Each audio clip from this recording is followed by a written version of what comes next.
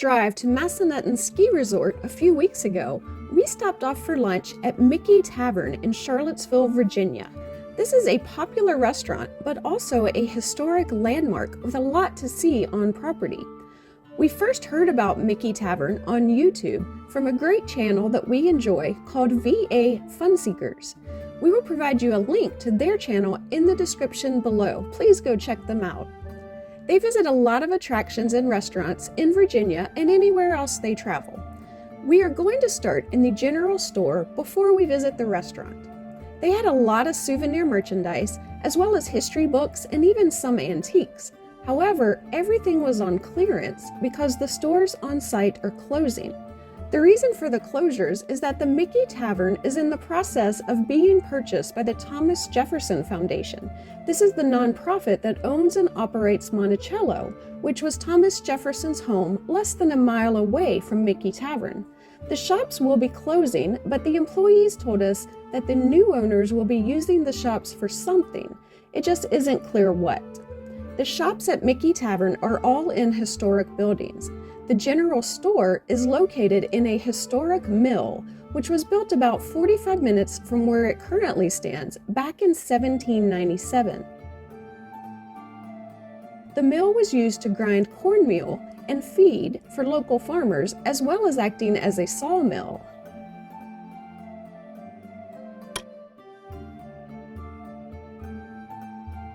When we were upstairs in the historic building, we felt a little uncertain about walking on the second floor, if only because you could see through the slats down to the people shopping on the first floor.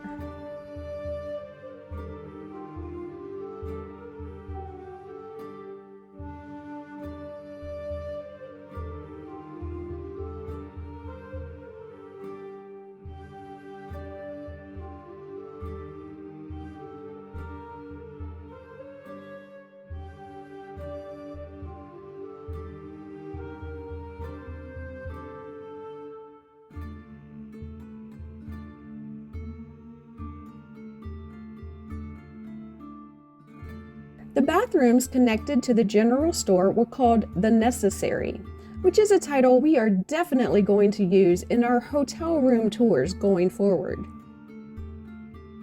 Between the general store and the restaurant, we saw a couple other historic buildings, one of which is an antique and artifacts store, while the other was a metalsmith shop. Those are both open seasonally. Apparently, winter is not the season, as they were closed when we traveled through. There's no word yet on what plans the new owners have for these buildings, but it won't be long until we find out. Now we are making our way to the tavern for lunch. Corporal William Michie opened this tavern in 1784, and the tavern operated until the mid-1800s. By the early 1900s, the building had fallen into disrepair, and it was moved piece by piece 17 miles up the road to its current location, where it was originally opened as a museum after the building was reassembled and refurbished. It is still operating as a museum, but also, again, as a working tavern. The entrance to the restaurant is over here on the right, where those customers are exiting. As you enter, you see a dining room with a log cabin aesthetic. There were a number of fireplaces throughout Michie Tavern, and those were very welcome on the cold day that we showed up. Here is the bill of fare. This is an all-you-care-to-eat buffet. The 3 entrees are fried chicken, baked chicken, and smoked pork barbecue. There are also a number of sides to choose from. You enter through this door underneath the Keeping Hall sign and grab a plate of whatever you want to try. Here's a look at the food. There was coleslaw, pickled beets, green beans, black-eyed peas, stewed tomatoes, mashed potatoes, along with the previously mentioned entrees, and also vegetable soup and biscuits.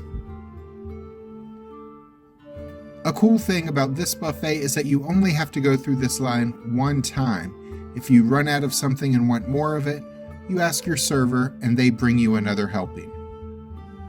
The buffet prices are $24.95 per adult, and kids' prices are either $8.50 or $11.95, depending on the age of the child. The buffet does not include drinks or desserts, both of which cost extra. Our friends Dave and Stephanie were with us on this trip, and all of us really liked the chicken, both fried and baked. The sides were all good, with the stewed tomatoes being surprisingly good. None of us had really enjoyed stewed tomatoes in the past, but we felt like they were pretty solid here.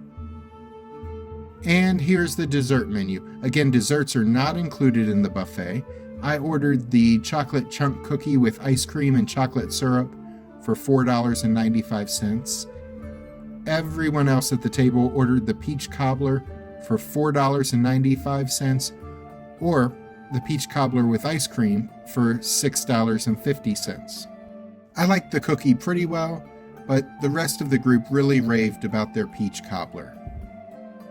After lunch, we went to check out the rest of the tavern's building. A walk up some stairs leads us to the 1784 pub, which is only open on Friday and Saturday evenings from 3:30 to 7 p.m.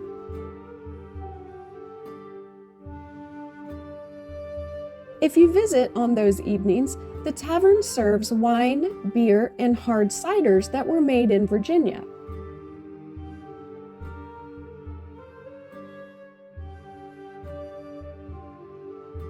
The pub also serves some pub snacks as well as light fare such as chicken tenders, wings, and sliders.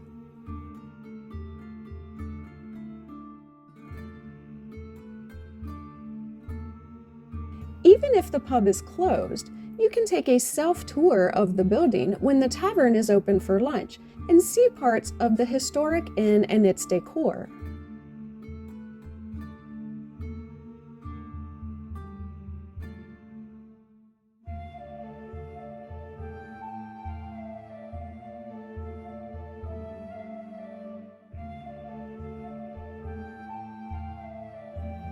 When you get done looking around, you can visit the Tavern Museum shop in the same building as the restaurant and pub.